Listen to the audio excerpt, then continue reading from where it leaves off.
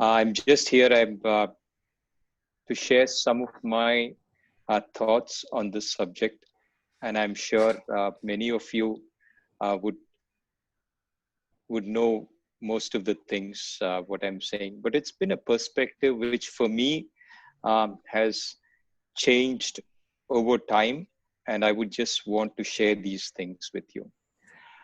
For me, having started playing sport in 1985.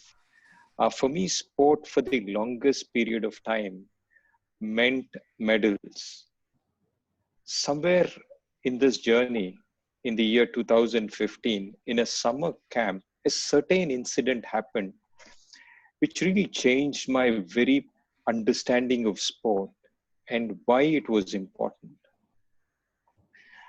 For me, for the longest period of time, as kids growing up in Hyderabad, where the number of badminton courts were very, very limited, we would always think, why do these senior players play? Why do these people who come for fitness even play sport? And since they are taking time away from us, why do kids who don't have a chance to become champions continue playing sport? This is something which actually bothered me for a long time. And growing up, there was always this thought that why is it that they're taking time away from us? And is it even important that these people play? And in 2015, when I was coaching very young kids, which I don't do very often, but in the summer, sometimes I coach basic beginners. And I was throwing shuttles to a group of kids who were supposed to catch the shuttle and throw it back to me. And one of the girls, a 13-year-old girl, dropped the shuttle 2 times, and I was a little annoyed at her. I said, "Kya kar rahe ho?" She said, "Sorry, sir." And then I kind of made a face and walked off because for me, she just was not attentive or disciplined enough, and she was making fun in the class. I walked off, and she came with almost tears in her eyes to ask me, "Sir, teach me how to catch." And this very question changed a lot of things in my life. And that day, I just felt like somebody had pulled the earth away from under my legs.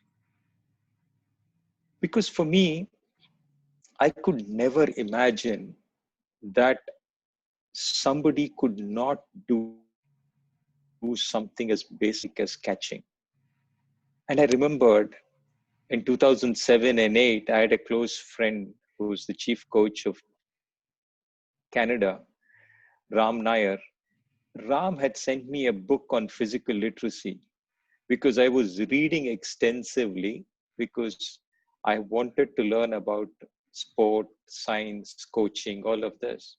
And he sent me some literature regarding physical literacy, and I actually browsed through it thinking, how do we even need something like this? But then when this girl asked me this question, I just shook me and I said, "Are you serious? You're saying, teach me how to catch. And if somebody comes to you with this question, teach me how to catch, what do you do?" And I just went back running, dusted the book from the almost the last of the books in the shelf, and then started to think, what happens if somebody doesn't catch? And for me, the next few months were one shock after other because I could see systematically how we as coaches, we as parents, we as teachers, we as society are neglecting certain fundamentals. I could see how even in my class, I would start looking where the champions are. And once I found the talent or found the material, I would focus on them intensely, leaving huge majority of them and excluding them out of sport. Then I started looking at the Olympic movement. there's a lot of pride in the way the Olympic movement is advertised itself, which says 1 in 100 Olympians becomes a medalist. 1 in 1,000 Olympians, 1 out of every 1,000 national champions becomes an Olympian, and 1 out of 1,000 state champions become a national champion. And if you actually look at that, the filter actually is great to prove that the greatest or the most gifted become great sports persons. But the reality is that in the bargain, we lose so many people moving out of sport. And that started to bother me. And that started to make me see things very differently from the way I have ever seen things. I could see in a class how people would get disillusioned. People who lost in a tournament would say, I don't want to play. And I started reflecting even in my entire career, where people have left sport for various reasons in childhood and never come back to sport. I think that started to hurt me. And I was looking for answers. And it brought me to a stage where I started to reflect at my own understanding and things which happened at my school. For me, the class for me, the class was very important. And I reflected. When I was in a maths class when I was young, and teacher would send me out because I didn't come to class regularly and I missed and didn't know about many of the problems, she would say, you're not good enough. And I would stay out of the maths class. So today, years later, that experience of not being happy in a maths and a physics class makes me dread maths and physics today. In the same sense, I thought kids who don't enjoy physical activity, PE class, sports class, dread it because the experience which they're getting in childhood stops them from being active or playing sport ever in life. And this connected for me because then I saw that the PE teacher is looking at the top 5 in class. The same kids. I used to play cricket, I used to run, I used to play badminton, TT, volleyball, running, everything. Because all of us who were the top 5 in class, in all sport we would participate. The rest 45 just didn't know what they were doing in a sport class because the focus was on only the select few. When we came to the coaching classes, also the select few, because the PE wants to win the tournament. The coach wants to win the tournament. And the entire focus is on winning. Thereby, everybody started to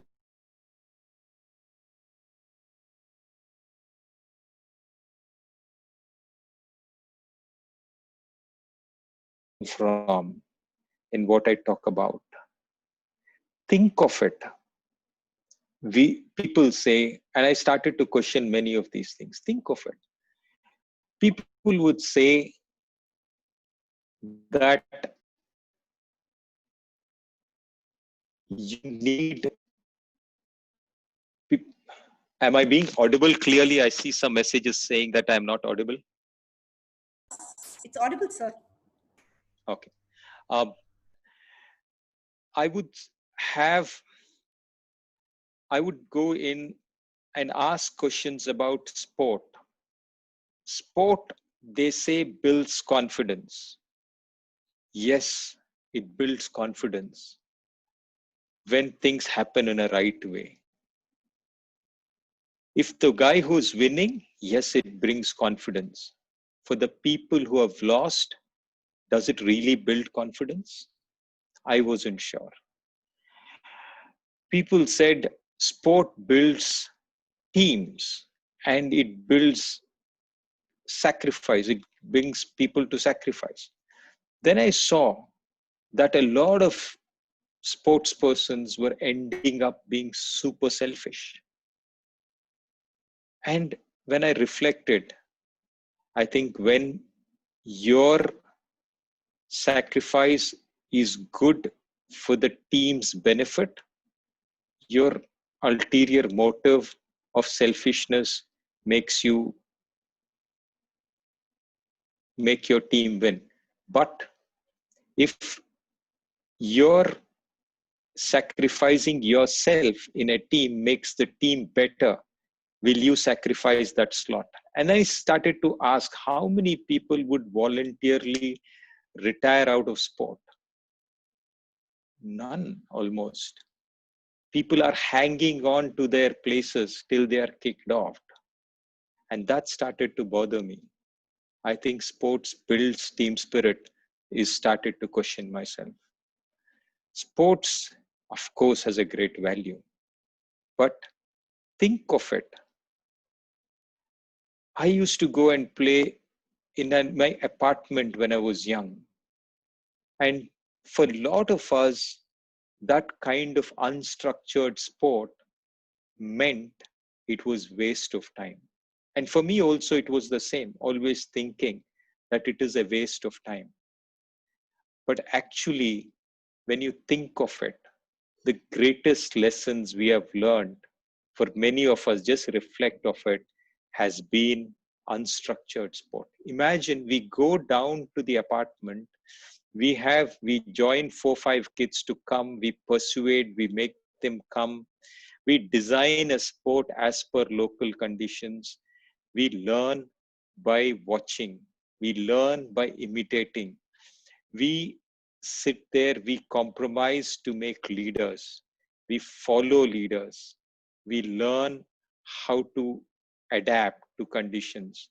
The biggest pressures are in the gully cricket matches where people taunt you, people are making you feel the pressure, and when you come out, that's great learning.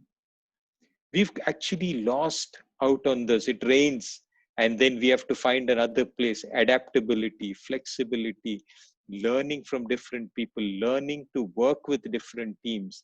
I think we all learn a lot of this by unorganized sport, and we've lost it totally. It's time for us to start re-looking at all of these. So for me, when I look back today, sport and winning at all costs is something which we need to look at. And I remember Injeti Srinivas, when Injeti sir was the Secretary Sports and DG Sai, there was this meeting about how if India did not get medals, we should not pursue those.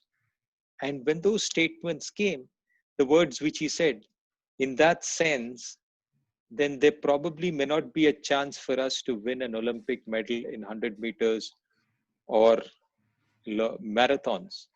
Because when you look at history, then all 100 meters, 200 meters have been won by people from a certain genetic makeup, which is Western Africa, whether they come from US or Canada or Jamaica, it comes through this.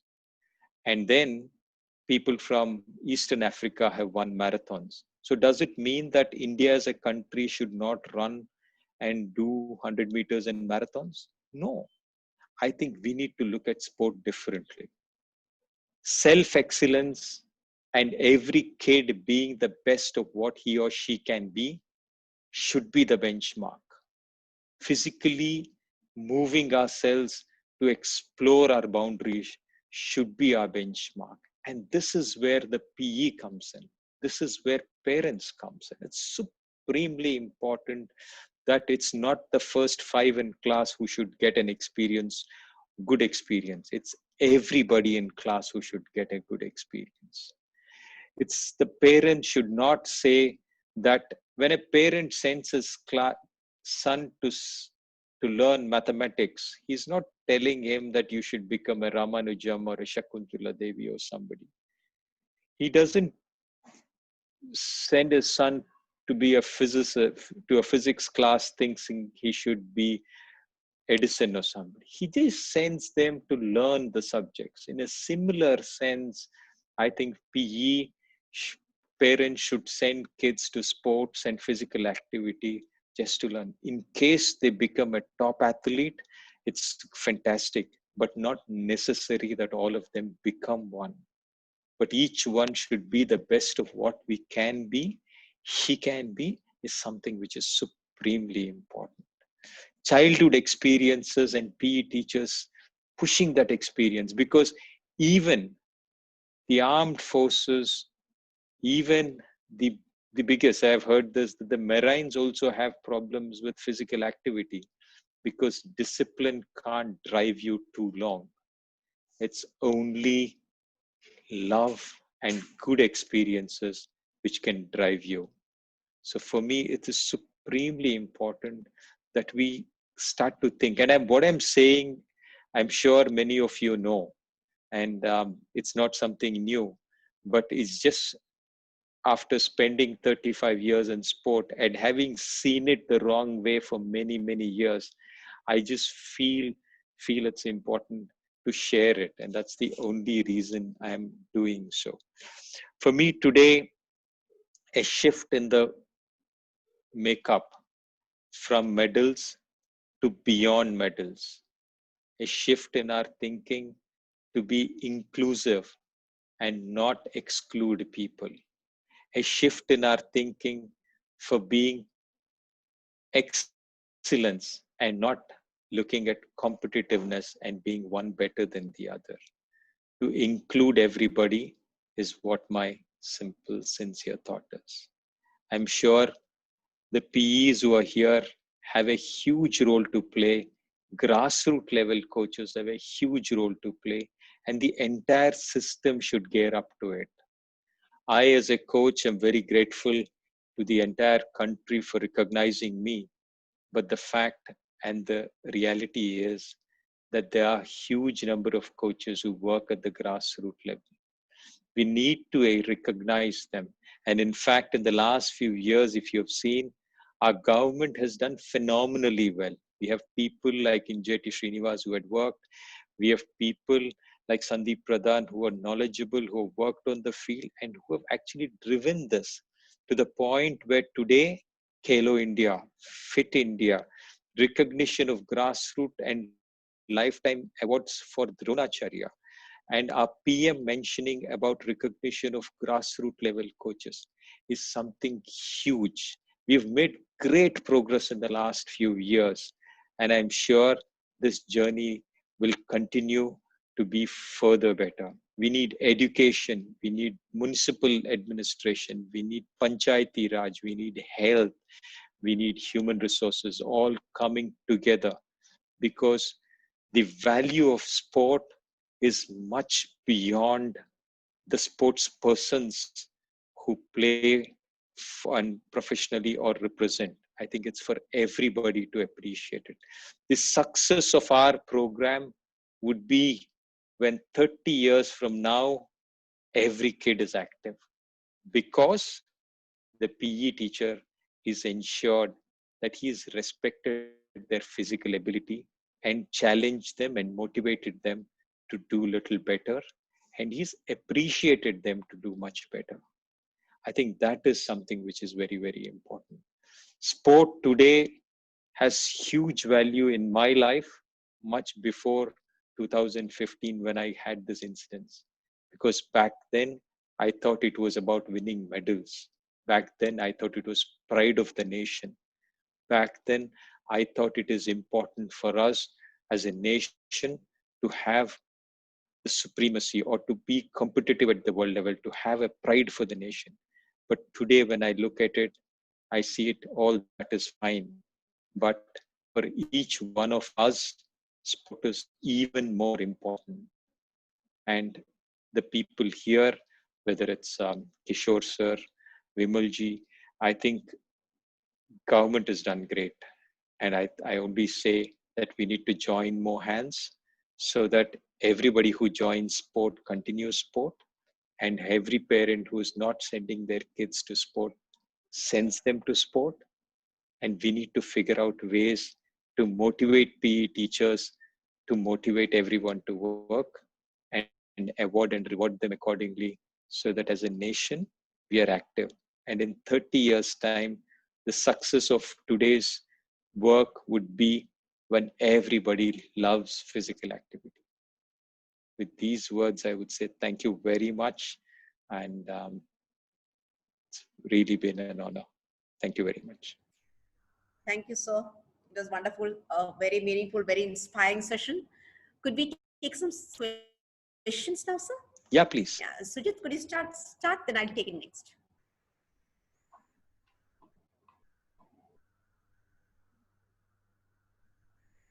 Unmute, Sujit. Unmute yourself. Oh, okay. Sorry. It was very inspiring, Gopichand sir. I think a lot of participants are actually, they're very inspired by what you're talking about. Some questions that people are asking is that, how do you get children to move out of video games to play actual sports? What kind of motivation that can be done? I think today, as I said, I think we are facing a problem because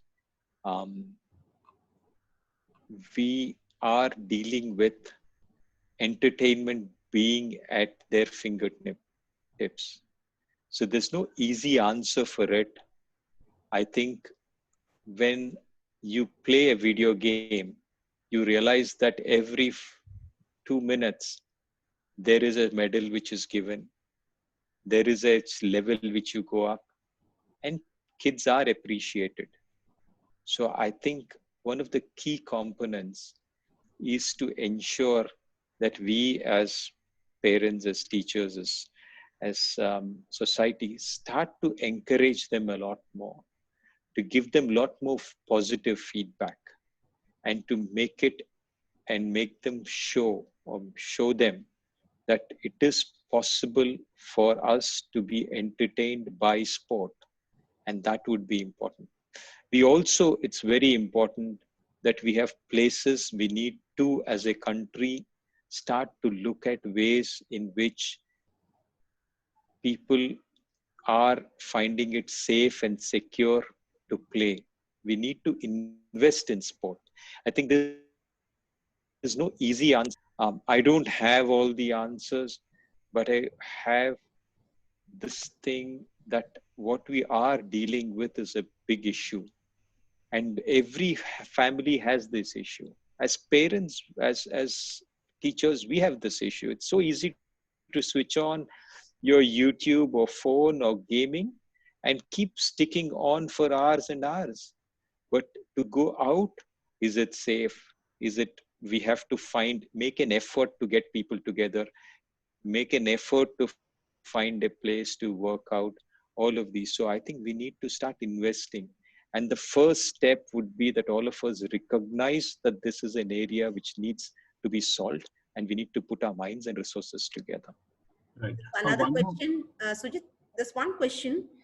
Most of the PE teachers are asked to take up the job of taking discipline of the schools.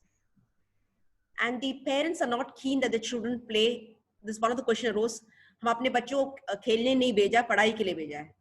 So in such cases, what kind of a suggestion or what could be done to tell to the principal or the authorities, or to create an awareness so that we could start introducing physical activity?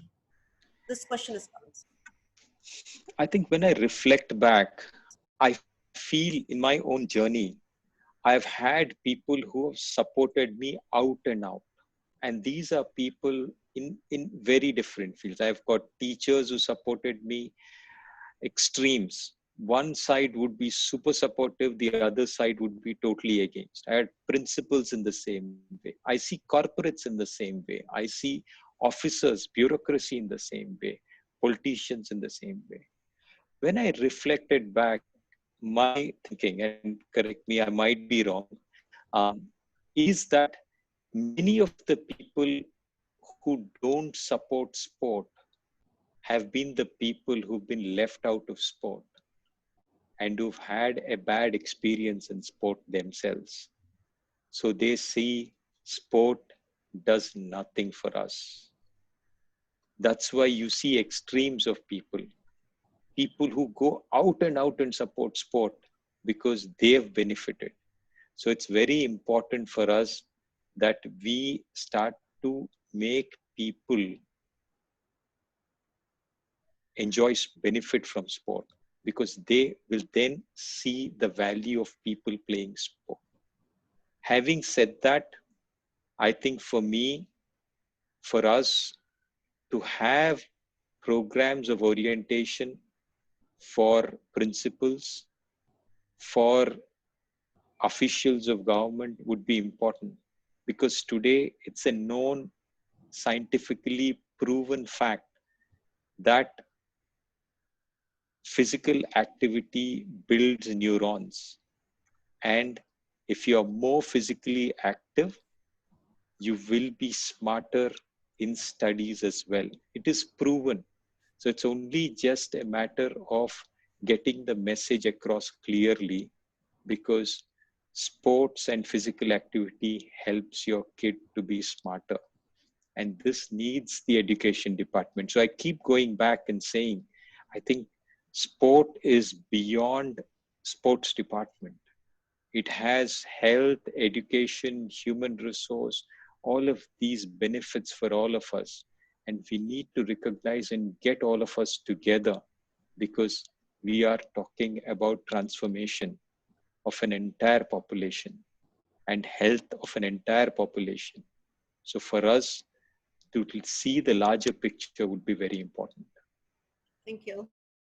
Sujit, what Yeah, is there are a couple of questions, both are actually linked. One question is that for the children who are in the 9 to 12, there's a lot of pressure on winning.